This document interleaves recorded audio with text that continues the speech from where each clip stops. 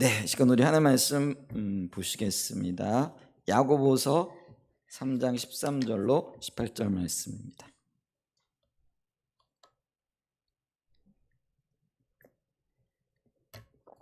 야고보서 3장 13절로 18절 말씀까지 보겠습니다. 한번 좀 교독하지요. 너희 중에 지혜와 총명이 있는 자가 누구냐? 그는 선행으로 말미암아 지혜의 온유함으로 그 행함을 보일지니라.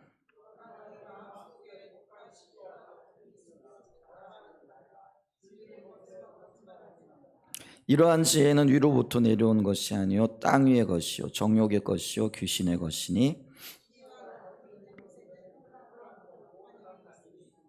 오직 위로부터 난 지혜는 첫째 성결하고 다음에 화평하고 관용하고 양순하며 긍휼과 선한 열매가 가득하고 편견과 거짓이 없나니 화평하게 하는 자들은 화평으로 심어 의의 열매를 거두니라.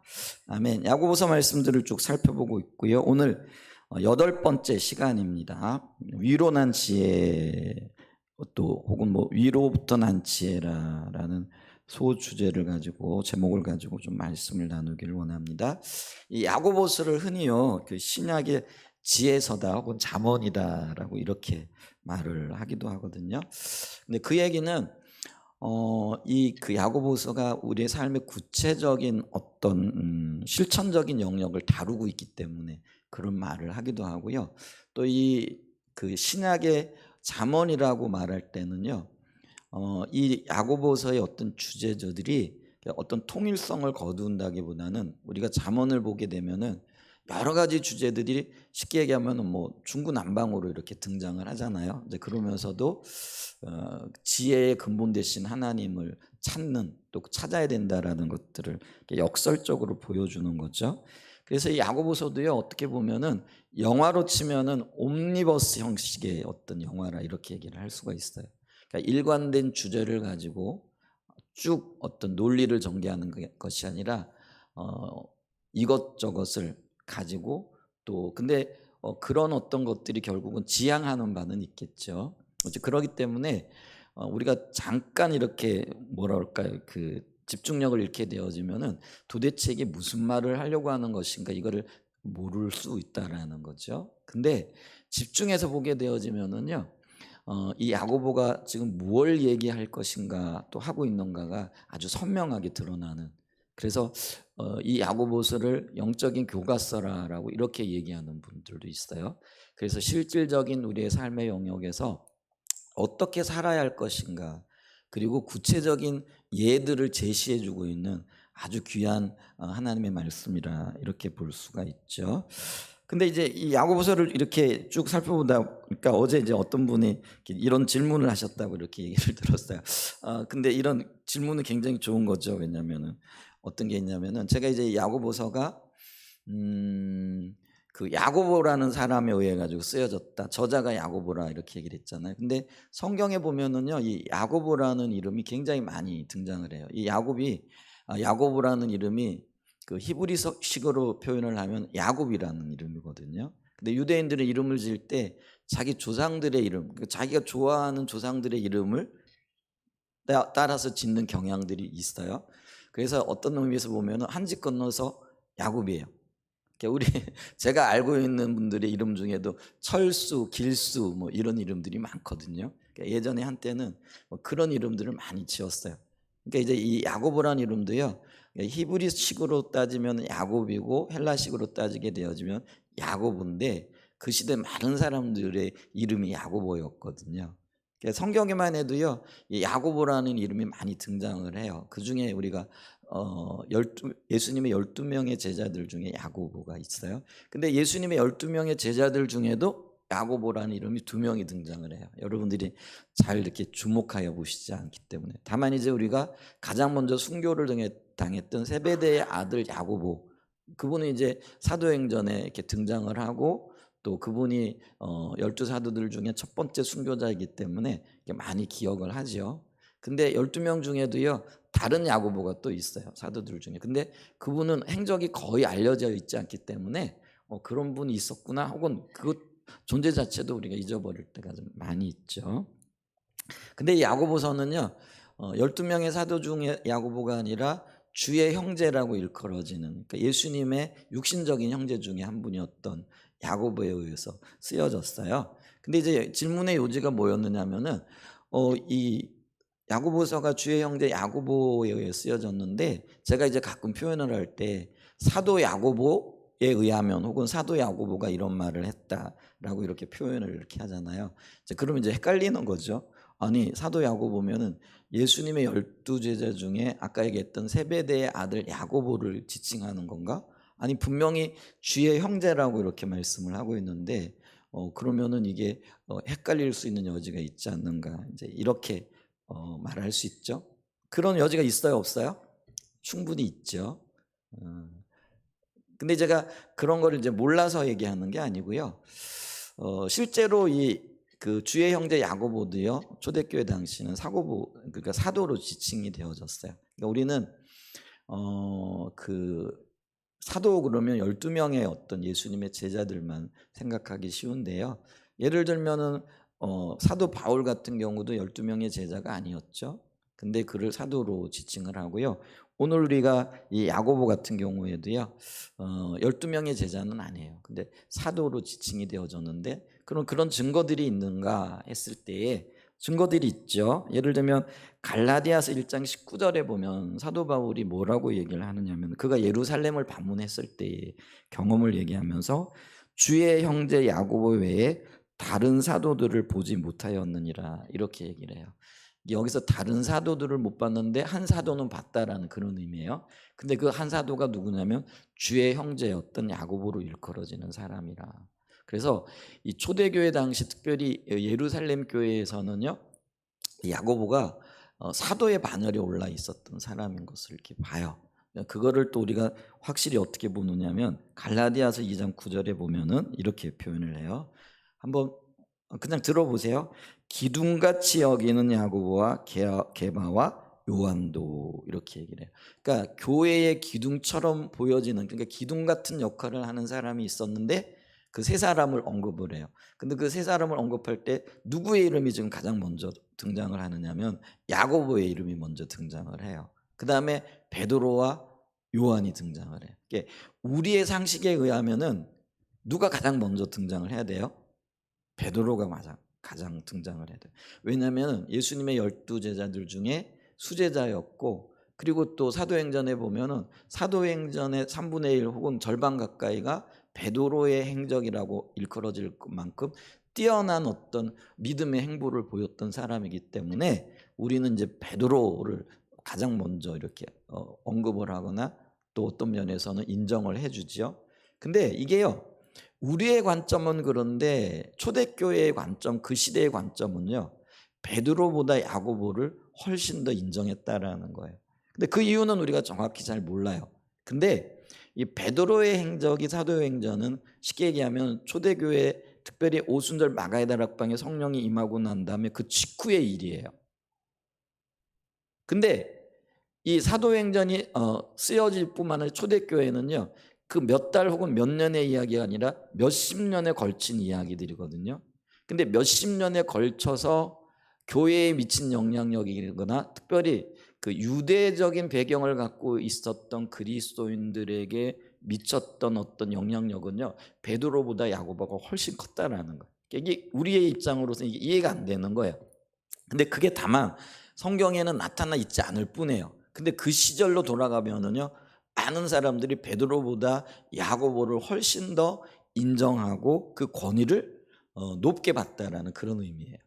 그래서 우리가 특별히 그 어떤 그 글을 쓰는 순서에 보면은요, 그렇잖아요. 중요한 건 먼저 얘기하고 덜 중요한 건 나중에 얘기하잖아요.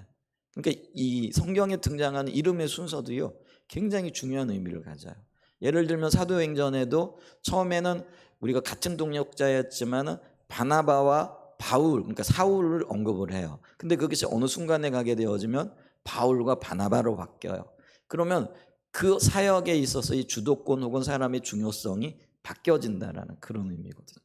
그런데 여기에 보면은 지금 그 야고보의 이름이 먼저 등장을 하고 그 다음에 베드로와 요한의 이름이 등장을 해요. 그러니까 그 수십 년의 교회의 어떤 활동, 그게 이제 예를 들면은 예루살렘 교회가 예수님이 부활하시고 승천하신 직후에 마가의 다락방에 임한 성령의 역사로 인하여 태동되어지잖아요. 그게 이제 우리가 AD 30년 전후로 하는 거죠. 근데 이 벌써 바울이 편지를 쓸 때라든 이게 이제 빠른 성경 같은 경우는 AD 50년, 55년 경우란 말이에요. 그러니까 20년, 30년이 세월이 지나면서 베드로보다 그 교회에 미친 영향력이라든가 지도력이 훨씬 더 그 야고보가 크게 지금 자리를 하고 있다라는 거예요. 그래서 그때 당시 모든 사람들은요, 이 야고보를 사도로 인정을 하는 거예요. 그래서 이 사도를 그 야고보를 지칭할 때 사도 야고보 이렇게 지칭을 했다라는 거예요. 근데 이제 좀 헷갈리잖아요. 듣는 입장에서는 이 저자가 사도 야고보인지 주의 형제 야고보인지.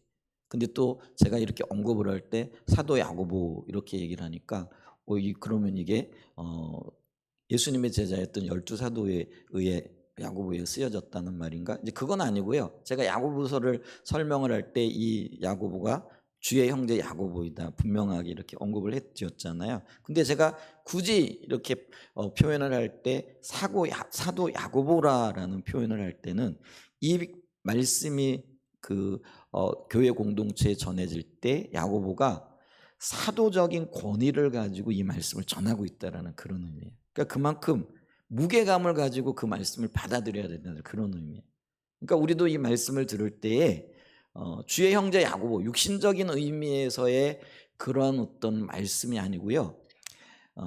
사도적인 영적인 권위를 가지고 주의 교회에게 지금 말씀을 전하고 있기 때문에 이 말씀을 우리가 굉장히 무겁게 받아들여야 되고 권위를 인정하고 받아들여져야 된다는 그런 입장에서 제가 간혹 이 야고보를 언급하면서 사도 야고보가 이렇게 편지를 썼다 이렇게 표현을 하는 거예요. 근데 여러분들은 그런 의도 모르시죠? 그런데 어쨌거나 좋은 질문이 나왔어요. 이게 헷갈릴 수도 있겠다. 혹시 목사님이 착각하는 게 아닌가? 이런 어떤 생각들을 하실 수가 있잖아요. 근데 이런 피드백은 해주면은요, 제가 여러분들에게 시간을 내 가지고 이런 설명도 해드리잖아요. 근데 여러분들 잘 모르셨잖아요. 근데 뭐 모르는 게 당연할 수도 있겠죠. 근데 오늘 제가 이런 부분들을 이렇게 말씀드리면서 야고보, 그러니까 12사도 외에 초대교회는요, 정말 하나님의 권위를 가지고 주의를 감당했던 여러분들의 하나님의 사람들이 있었다는 거죠. 그 중에 가장 대표적인 사람이 사도 바울이고요. 그 다음에 오늘 우리가 여기 언급하고 있는 야고보도 단순하게 주의 형제, 육신적인 형제일 뿐만 아니라 영적인 대단한 권위를 가진 게 사도의 반열에 서 있었던 사람이라는 거죠. 그래서 우리가 사도 야고보라 이렇게 표현을 하기도 합니다. 그 점을 좀 주의해서 참 들으시면 참 좋을 것 같고요. 지금까지 쭉 살펴봤던 말씀들 중에 특별히 야고보서는 3장에 뭐라고 이렇게 얘기를 하고 있냐면 참 경건의 삶을 살려고 하는 자, 이게 오늘날 표현을 하면은 성숙한 그리스도인으로서의 삶을 살려고 하는 갈망과 열정을 가진 자들이라는 거죠. 근데 이런 삶의 열정을 가진 자들에게 나타나는 특징이 뭐냐면은요, 말에 있어서 온전하다라는 거죠. 이게 온전하다라는 것이 그 사람의 말이나 언어 생활이 완벽하다라는 그런 의미는 아니라라고 얘기를 했죠. 그러면 그 사람이 무엇을 표현하고 무엇을 가지길 원하고 또 어떤 방향성을 가지고 있기를 원하나, 그 사람이 추구하는 게 어떤 의미인가, 이거를 봐야 된다. 그래서 동기에 있어서의 온전함이라 이렇게 말씀을 드렸잖아요. 이제 그러면서 이 말에 있어서 온전한 사람이 되기 위해서는요, 성령의 통치를 받아. 이제 그 사람을 오늘 야고보는 뭐라고 얘기를 하냐면은 위로부터 난 지혜를 입은 사람이라 이렇게 말씀하고 있다라는 거죠. 그래서 우리의 언어 생활이 말이, 다시 말씀드린다면 우리의 혀가 온전해지기 위해서는요, 지혜의 사람이 되어져야 되는데 그 지혜가 위로부터 임하는 지혜라는 거죠. 다른 말로 얘기하면 성령의 통제와 통치를 받고 성령의 인도하심을 받는 그런 지혜의 사람이 되어져야 된다라는 거죠. 그래서 13절을 보면 이렇게 얘기하죠. 너희 중에 지혜와 총명이 있는 자가 누구냐? 그는 선행으로 말미암아 지혜의 온유함으로 그 행함을 보일지니라. 그래서 이 지혜의 사람이 되어져야 되는데 그 사람에게 나타나는 특징이 뭐냐면은요, 온유함으로 그 행함을 보이는 자예요. 근데 여기서 이 온유함은 뭐냐면은요, 훈련받은 자라는 의미예요. 그러니까 이 온유의 의미는요, 야생마가 길들여진 상태를 얘기를 해요. 그러니까 동물들이 어떤 면에서는요, 그 야생적인 상태가 아니라 훈련과 연단을 통해서 잘 길들여진, 훈련되어진 그런 상태를 얘기를 하는 거예요. 그래서 말을 할 때도요, 성령의 통치와 인도함 가운데 혹은 고난과 연단을 통해서 훈련을 받은 사람들이에요. 자연스러운 사람들은요, 하고 싶은 말 다 하는 사람들이잖아요. 근데 성령의 사람들은요, 안 해요. 성령이 간섭하세요. 그래서 말 한 번 잘못했다가 좀 표현이 그래 온팍 뒤집어 쓰는 경우들이 있죠. 그런 경우는 하나님이 우리를 통치하시고 통제하시고 다루시는 거예요. 근데 그 다루심을 통해 가지고 야, 이거 말 함부로 해서는 안 되겠네. 말도 가려서 해야 돼. 하고 단어 선택이나 그 말을 표현하는 표현 방식이나 이 모든 것들을 가려서 한다라는 거예요. 훈련되어진 혹은 길들여진 그런 말을 한다라는 거예요. 그게 참 경건, 그러니까 성숙한 그리스도인으로서 살고자 하는 사람들에게 나타나는 특징이다라는 거죠. 그런데 문제는 뭐냐면은 이 지혜를 얘기하면서 야고보는 오늘 두 가지 지혜를 얘기하고 있는데, 한 지혜가 성령의 통치를 받은 그런 지혜가 있는가 하면은, 한편으로는 땅의 지혜, 세상 지혜적인 지혜를 받고 그 세상적인 지혜를 토대로 살아가는 사람들도 있더라라는 거죠. 그러니까 여기서 야고보가 얘기하고 싶은 거는 참 지혜, 그리고 그 참 지혜를 따라 살아가기를 원하는데, 아쉽게도 참 지혜가 있는가 하면 거짓 지혜가 있더라라는 거죠. 근데 그 거짓 지혜의 특징이 뭐냐? 그게 이제 14절에 나와 있다라는 거죠. 자, 14절 좀 보죠. 그러나 너희 마음속에 독한 시기와 다툼이 있으면 자랑하지 말라. 진리를 거슬려 거짓말하지 말라. 말하는데 어떻게 한다라는 거예요? 마음속에 있는 것들을 따라서 독한 시기와 다툼의 말을 한다라는 거예요. 그 다음에 진리를 거스르면서까지 거짓말을 하고 있더라라는 거죠. 여기서 우리는 야고보가 그 지혜를 언급하면서 두 종류의 지혜가 있음을 말하고 있다라는 거죠. 하나는 거짓 지혜이고요, 지금 14절에 나타나 있는 세상적인 지혜이고, 다른 하나는 우리가 13절 이하 혹은 17절 18절에 나타나 있는 위로부터 난 지혜, 그 성령의 통치를 받는 지혜를 우리가 볼 수 있다라는 거죠. 자, 그럼 우리가 이 두 가지 지혜를 살펴볼 텐데, 먼저 첫 번째 거짓 지혜를 좀 보기를 원합니다. 자, 거짓 지혜가 어떤 지혜냐? 여기 보면은 14절에 우리의 마음의 중심에, 그러니까 너희 마음속에 독한 시기와 다툼, 이렇게 얘기를 하죠. 그래서 이 독한 시기라는 거는요, 이 시기란 말은 질투란 말로 요즘 번역을 하기도 하는데요, 근데 성경에서는 이 말을 열정으로 번역하기도 해요. 그래서 이 단어들이 하나님의 열정과 열심을 이야기할 때 쓰여져요. 근데 하나님은 열정을 갖고 계세요. 어떤 열정을 갖고 계세요? 하나님의 사람들을 향한 열정, 하나님의 교회를 향한 열정, 하나님의 말씀을 향한 열정, 하나님의 성령을 향한 열정을 갖고 계시다라는 거예요. 그러니까 이런 열정이 있으니까 뭐예요? 교회를 멸시하는 자들 혹은 성령을 무시하는 자들을 향한 하나님의 그 시기가 있다라는 거예요. 그러니까 이게 시기란 말이 열정이 있기 때문에 나타나는 현상이라는 거예요. 그러니까 이게 어떤 말 의미로 보게 되어지면은, 이게 특별히 이게 하나님의 열정과 관련되어질 때는요, 굉장히 긍정적인 말이 되어지는 거예요. 그러니까 하나님은 저와 여러분들을 향한 열정이 있어요. 시기를 갖고 있다고요. 질투를 갖고 있다고요. 그러면은 어떤 질투냐면, 저와 여러분들이 하나님을 닮아가고 하나님 안에서 자라나고 하나님의 영광을 구하는 거룩한 백성들로 세워지기를 원하는 그 열정이 있다라는 거예요. 그 시기심이 있다라는 거예요. 근데 그 열정이 만약에 우리가 하나님의 백성으로 하나님의 자녀로 살아가지 못할 때에는요, 그게 뭘로 나타나느냐면 하나님의 징계 혹은 하나님의 심판으로 나타난다라는 거예요. 근데 그게 하나님의 열정 때문에 그런 일이 일어나는 거예요. 여러분 있잖아요.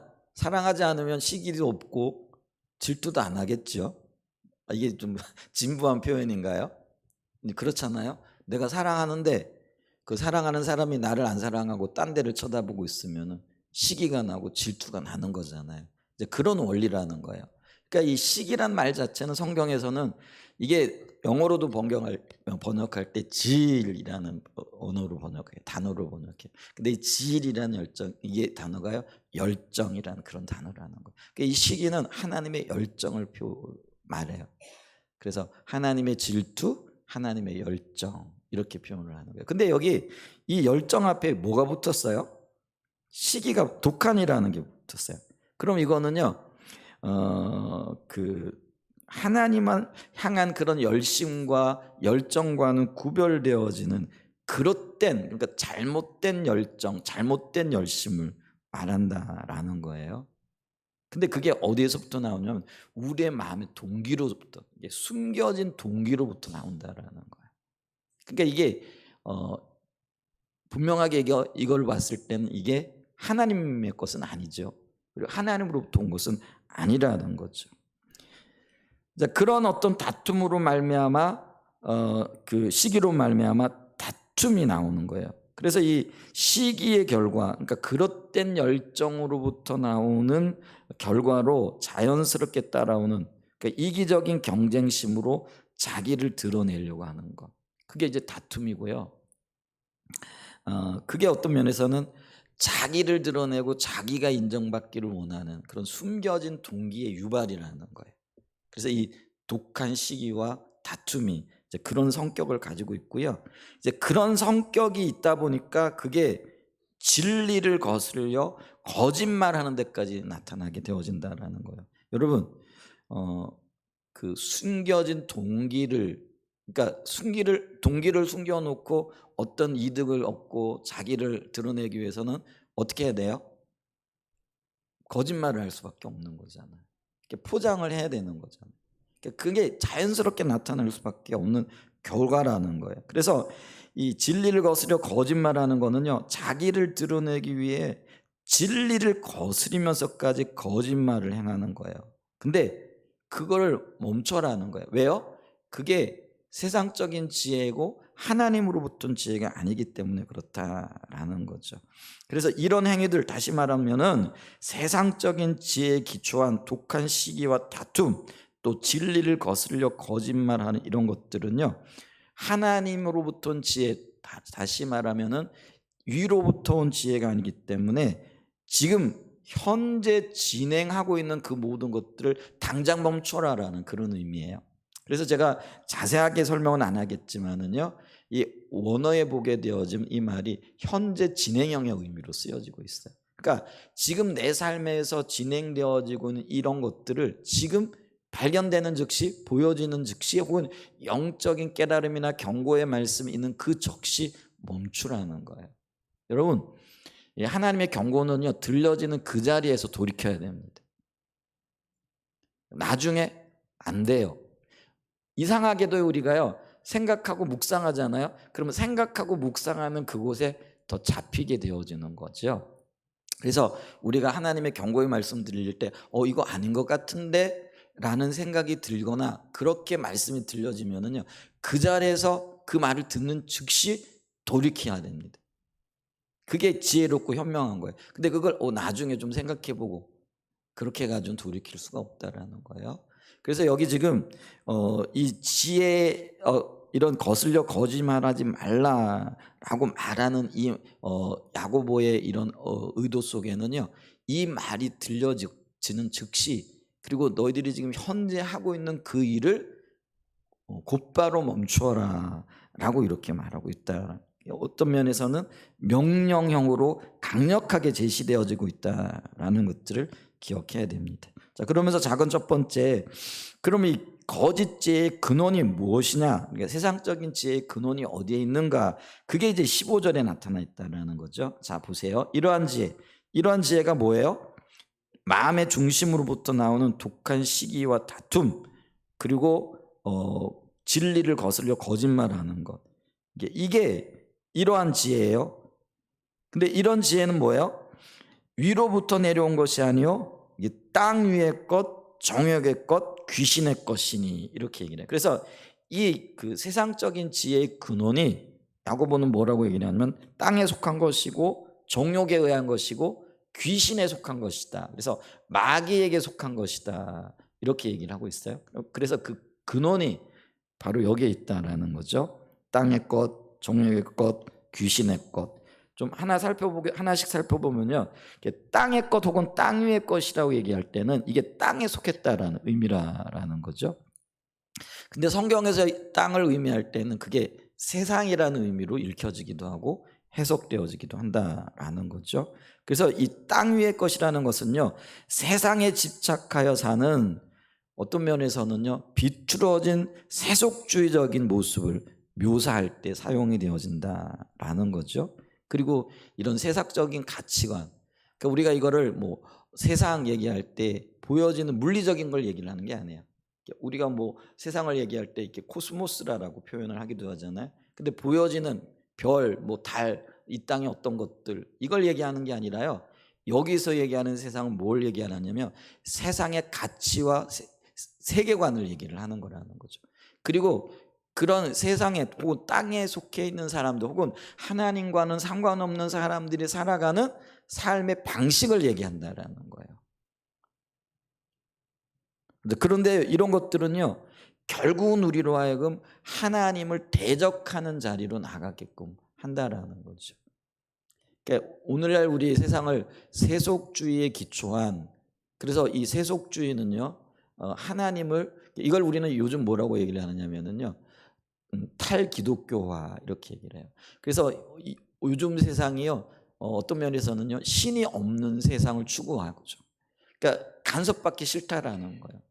신은 그래서 우리를 억압하고 간섭하는 존재이기 때문에 우리는 우리의 자유를 누려야 되는데, 그러기 위해서는 신의 통치로부터 벗어나야 되는데, 이게 지금 서구적인 세계관이 추구하고 있는 세상적인 진리라는 거죠.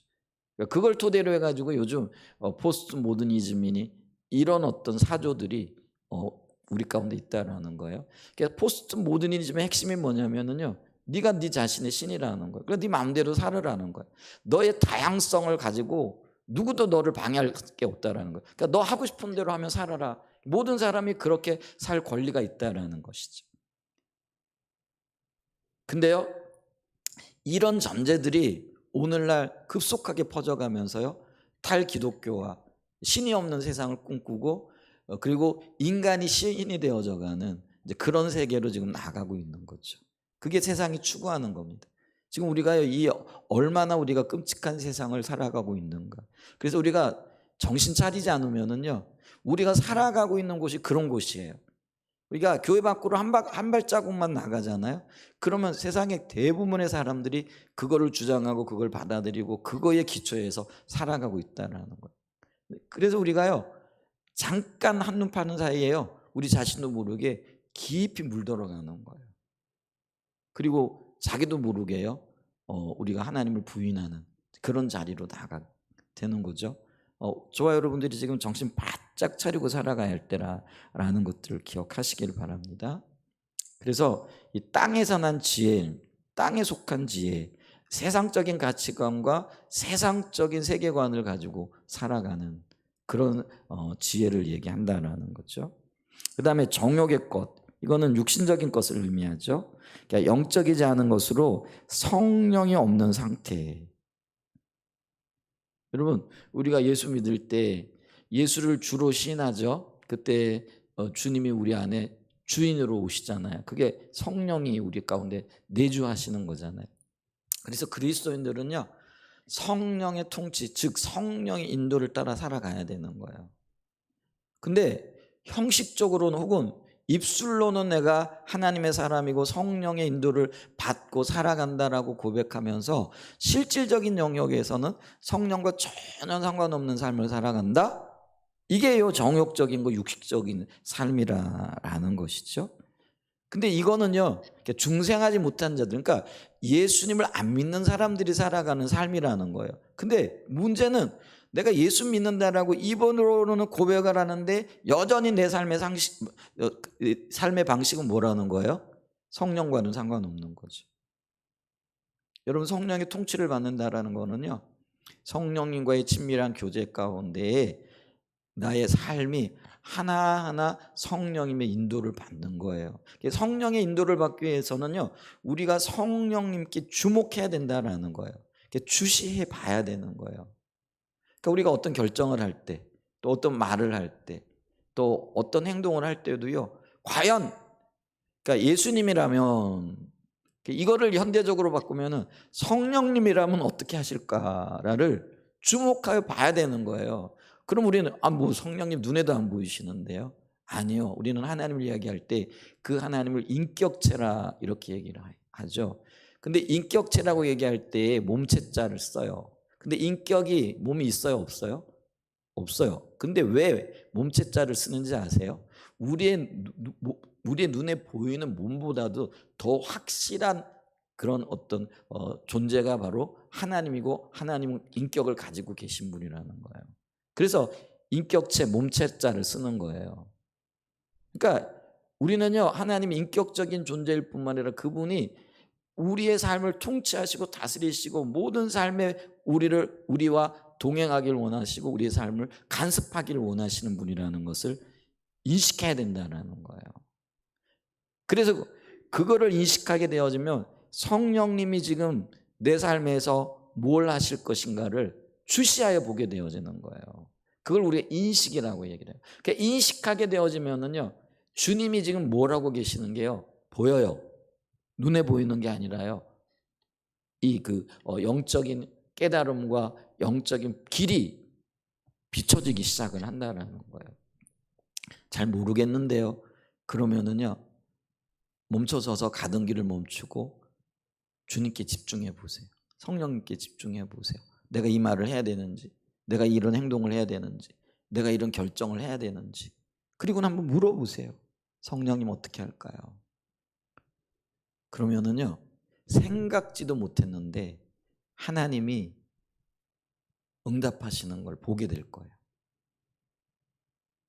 여러분, 우리가 그걸 경험해 보지 못했고 그런 길을 안 가봤기 때문에 이런 길이 없을 거라고 생각을 하죠. 아니요. 한번 해보세요. 그러면 주님이 여러분들에게 응답하시는 걸, 성령님이 여러분들에게 길을 보이시는 거를 경험하게 될 거예요. 아멘. 근데 이 길을 버리고 우리는요 주님의 통치와 성령님의 인도를 받아야 되는데 마치 예수 안 믿는 사람들처럼 하고 싶은 대로 다 하고 또 원하는 대로 하고 말하고 싶은 대로 하고 행동하고 싶은 대로 하는, 그게 예수 안 믿는 사람들의 육신에 집중해서 육신을 따라가는 사람들의 삶의 방식이라니까요. 근데 그 방식을 따라 살아가는 거죠.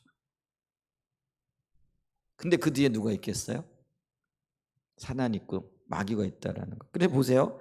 땅의 가치관 혹은 육신의 것 인정할지 모르지만은요 그게 모두 다 귀신의 영향이고 귀신의 통치와 통제를 받는 거라는 거예요. 그게 사단의 통치예요.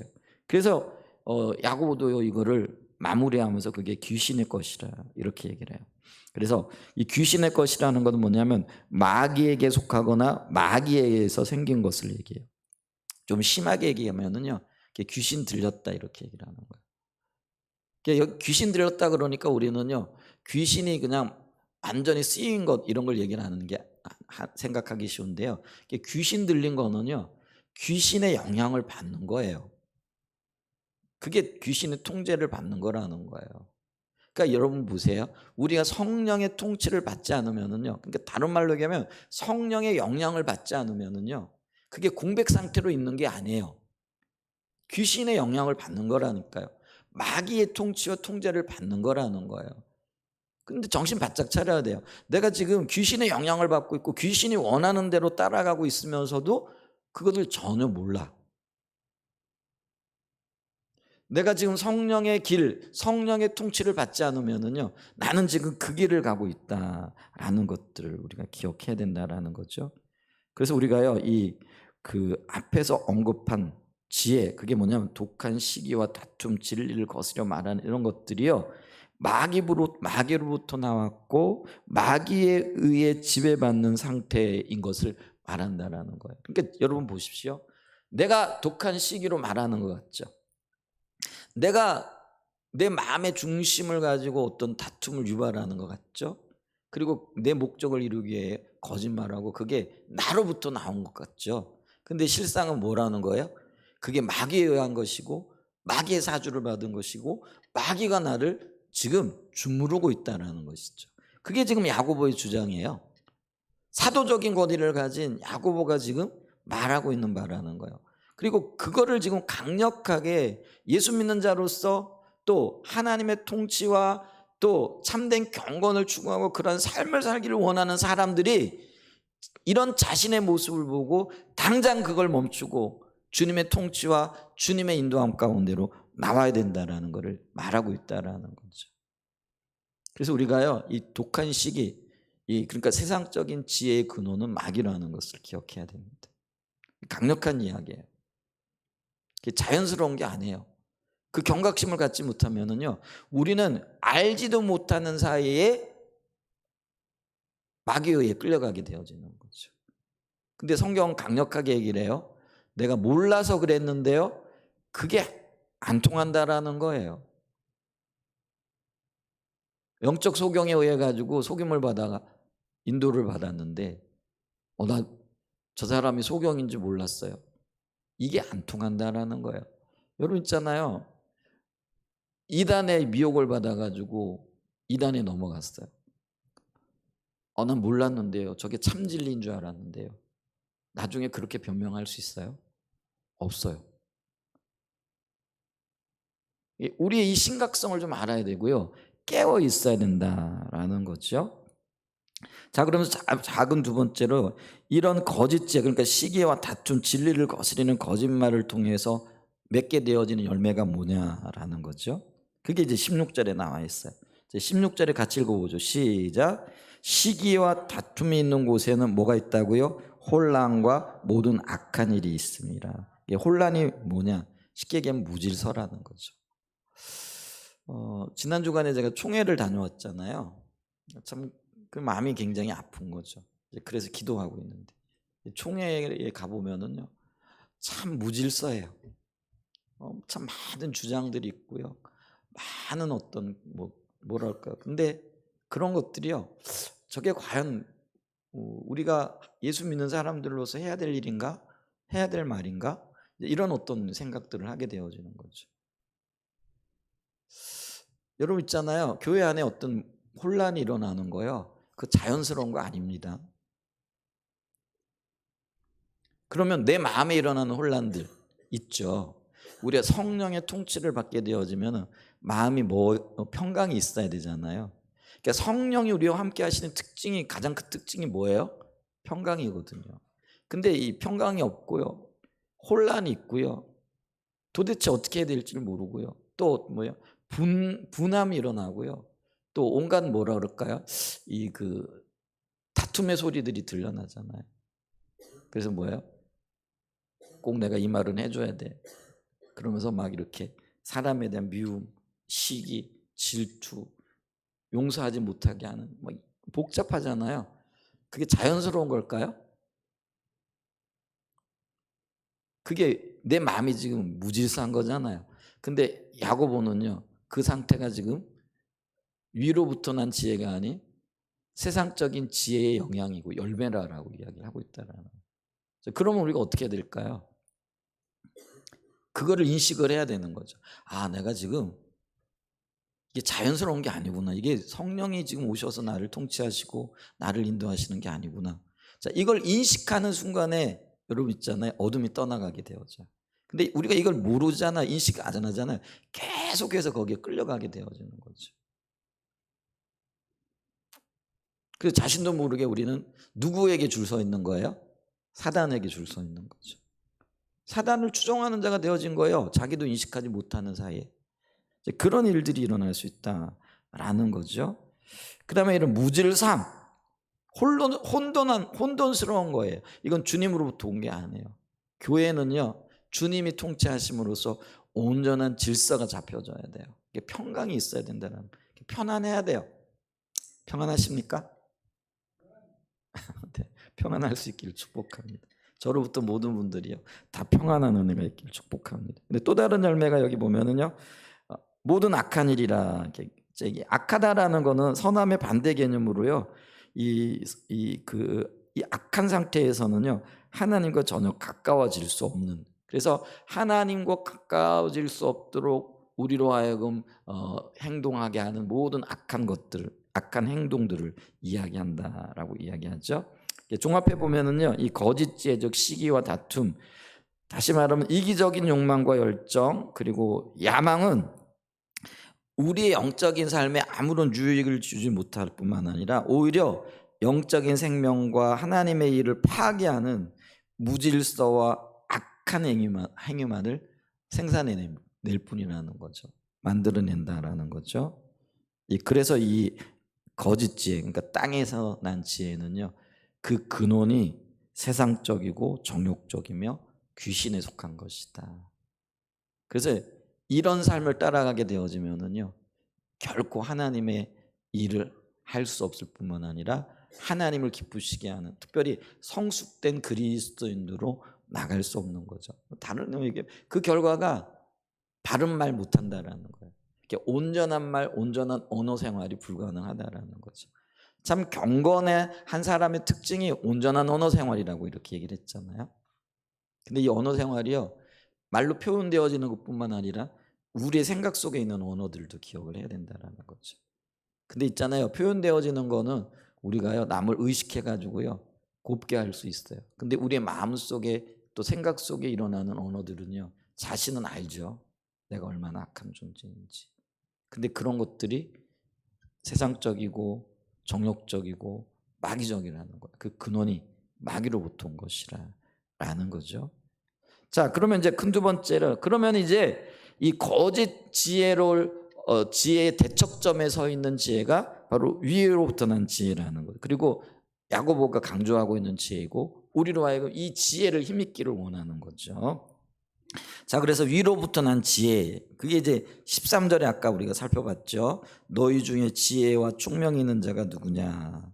그래서 이 참지혜가 있는 자가 누구냐 했을 때, 그는 선행으로 말미암아 지혜의 온유함으로 그 행함을 보일지어니라. 그래서 훈련되어지고 주님의 통치와 통제를 받는, 그게 온유한 상태라는 거죠. 자, 그러면서 17절에 오직 위로부터 난 지혜는 그 특징을 이렇게 얘기를 해요. 성결하고, 다음에 화평하고, 관용하고, 양순하고, 긍휼과 선한 열매가 가득하고, 편견과 거짓이 없나니. 그러면서 이 위로부터 난 지혜의 특성 몇 가지를 얘기를 해요.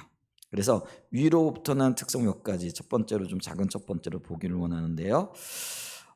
근데 이 지혜는요, 이론적이고 지식적인 게 아니라는 거예요. 말만 하는 지혜가 아니라는 거예요. 특별히 아까 제가 말했듯이 야고보가 강조하고 있는 게 뭐냐면요, 실천적인 것들이라는 거죠. 삶에서 실질적으로 열매 맺고 있고 그런 것들이 나타나야 된다라는 것들을 강조하고 있다라는 거죠. 자, 그러면서 그 특징 중에 하나가 아까 온유는 말했고요. 이 온유는 길들여진 성품이라 이렇게 얘기를 했고, 다른 하나는 여기 보면은 17절에 보면 성결하고 이렇게 얘기를 하잖아요. 이 성결이라는 헬라어 단어가 하그네라는 단어예요. 근데 이거는 뭐냐면은 이 성결은 섞여 있지 않다라는 거예요. 순수하다라는 그런 의미예요. 혼합되어지지 않는다라는 거예요. 그러니까 이게 뭐냐면은요, 세상의 가치관들 혹은 세상이 추구하는 것들과 내가 섞여져 있지 않다라는 거예요. 거룩이 구별의 의미잖아요. 그러니까 하나님이 거룩하니 너희도 거룩하라라는 그런 의미는 이게 세상으로부터 떠나가지고 하나님께로부터 구별되어져라라는 그런 의미가 있더라라는 거죠. 그래서 이게 성결이라는 의미, 성결이라는 게 거룩 혹은 구별과 비슷한 의미예요. 그러니까 섞여져 있지 않다, 혼합되어져 있지 않다. 그래서 세상과 구별된 삶을 살아야 한다라는 그런 의미예요.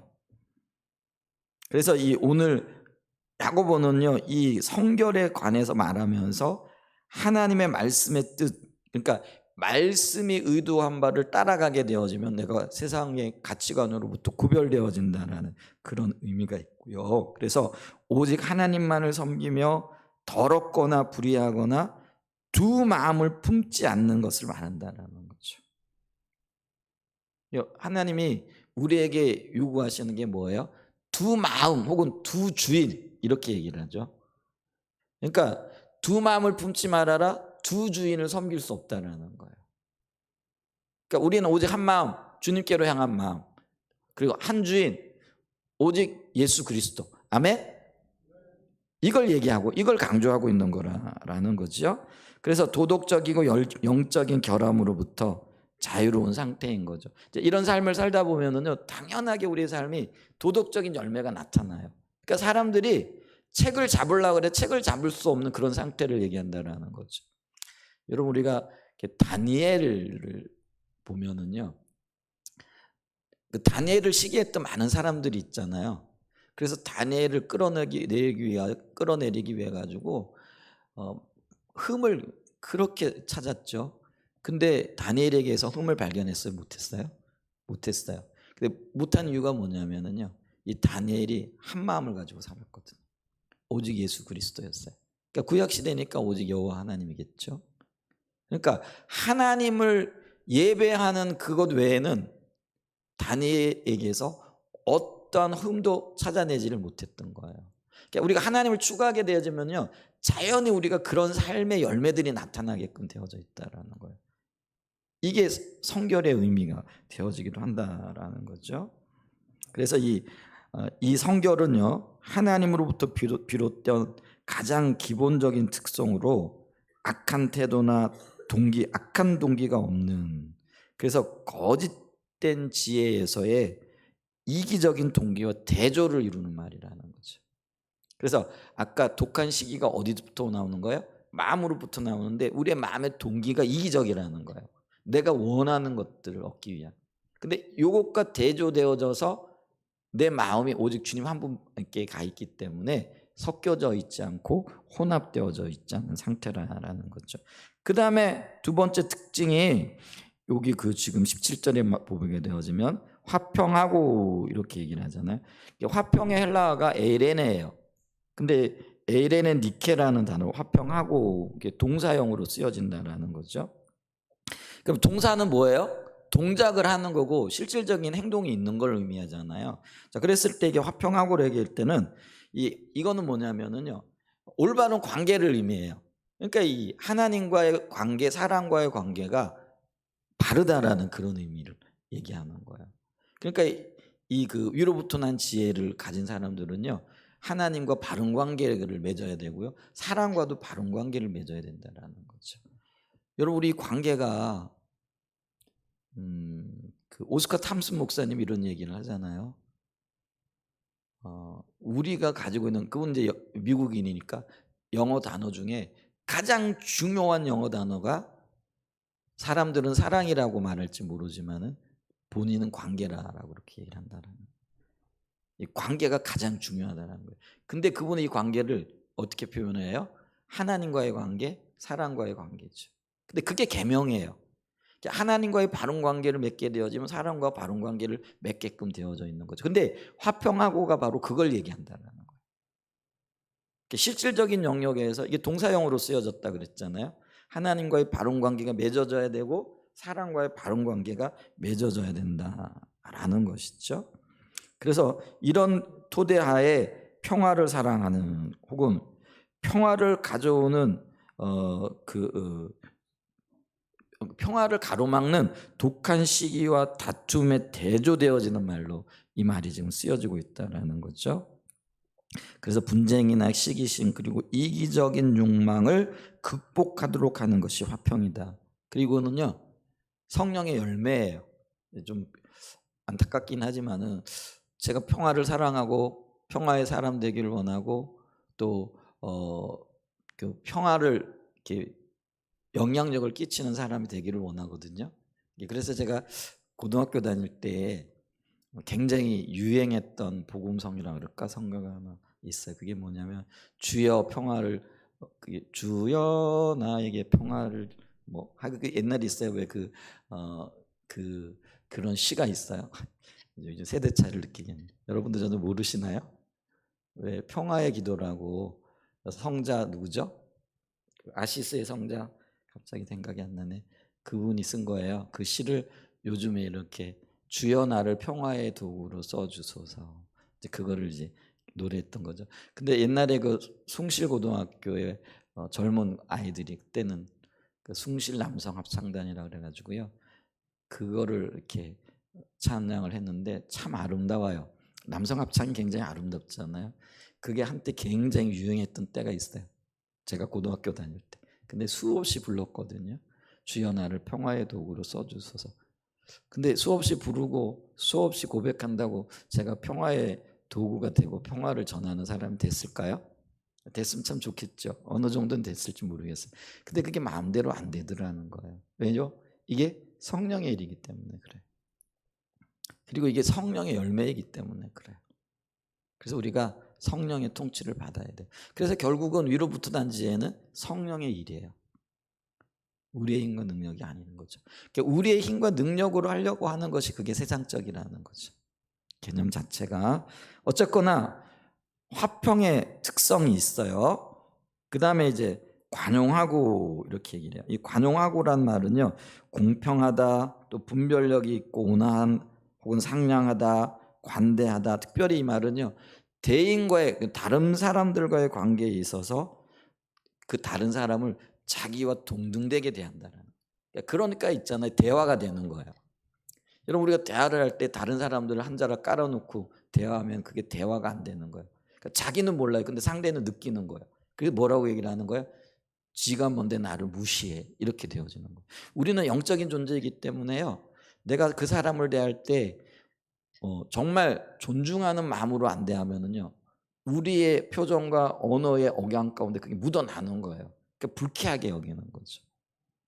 그래서 있잖아요.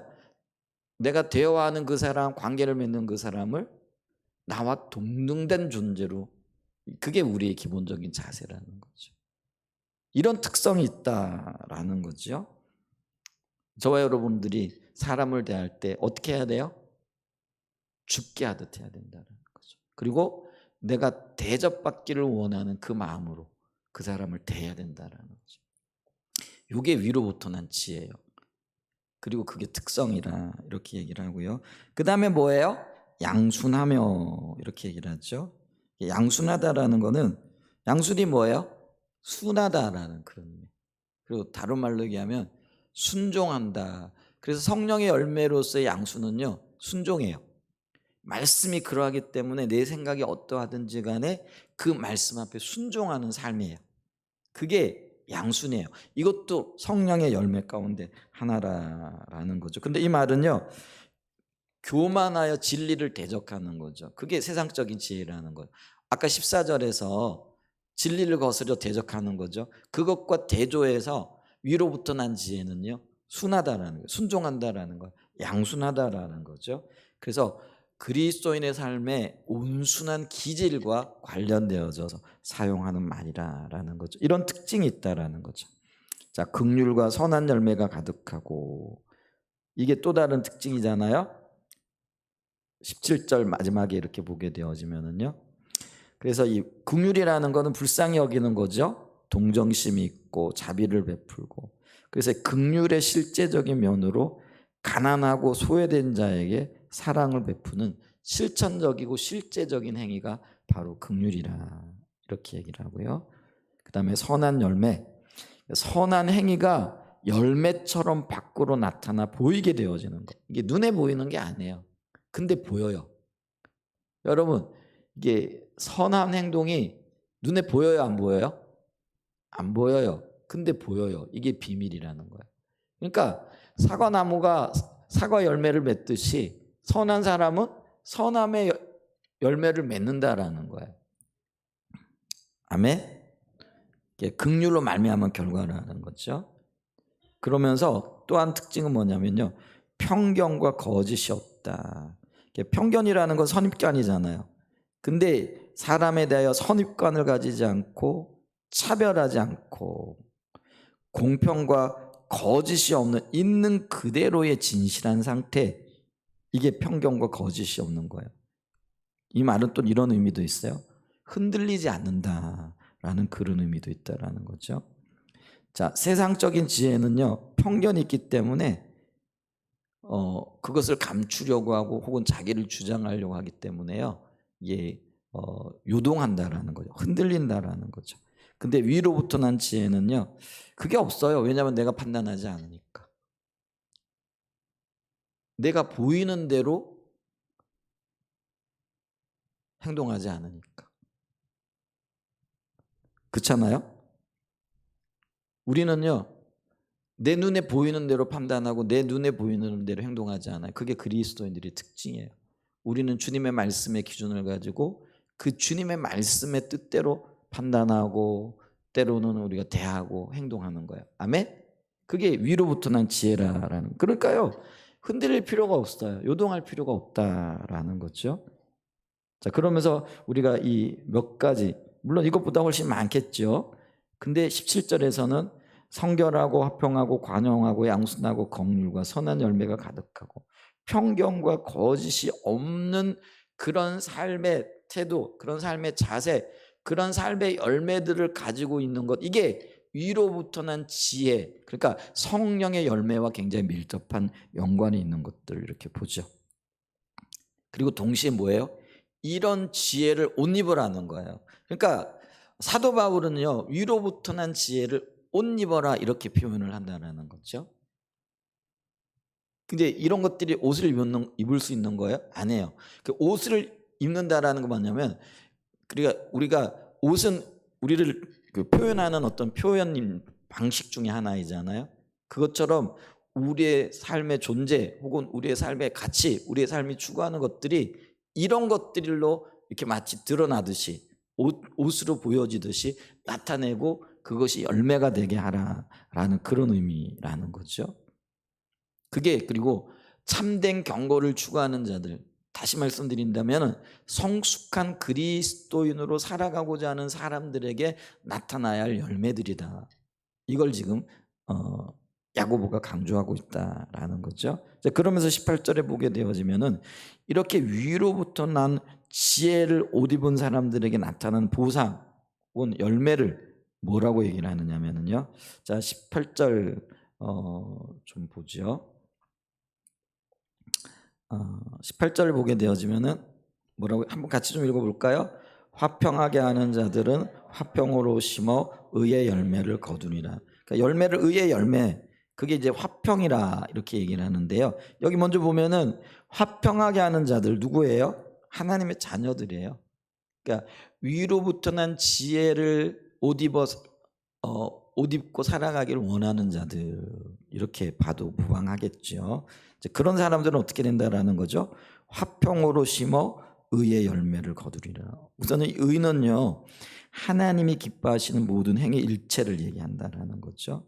그리고 이거는요, 화평과 긴밀한 열매, 상관관계를 갖는다라는 거죠. 그래서 이들에게 주어진 의의 열매, 상급은 뭐냐면 그 화평을 이루게 되어진다라는 거죠. 즉 위로부터 난 지혜를 따라 살아가는 자들에게 주어지는 보상으로는 16절의 세상적인 지혜의 열매인 혼란과 모든 악한 일이 아닌 무질서와 혼돈이 아니라 평화를 가져다주고 평화를 이루어가는 자가 되어진다라는 그런 의미예요. 놀랍잖아요. 여러분, 내가 가는 곳마다 나 때문에 다툼이 봉합되어지고 분열이 온전한 연합으로 열매 맺게 되어지고, 그래서 나를 찾는 거예요. 뭘로? 중재자로. 그래서 야, 저 사람이 오면 혹은 저분이 함께하게 되어지면은 우리 안에 하나님이 함께하시는 평강이 있고 안식이 있어. 이게 이걸 추구하는 사람들에게 주어진 상급이라는 거예요. 얼마나 귀해요.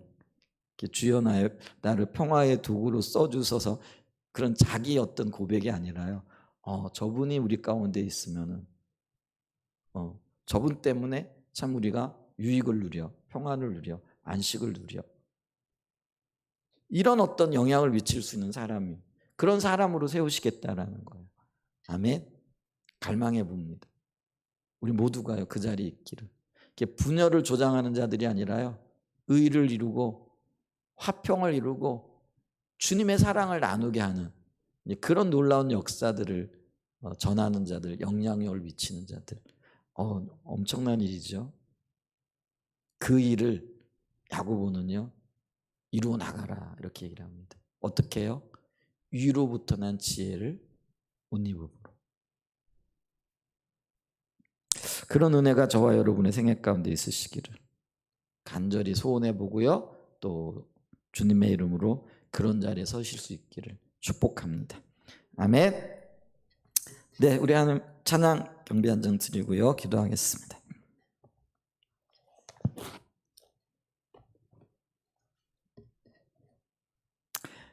추가국 124장입니다. 추가국 124장.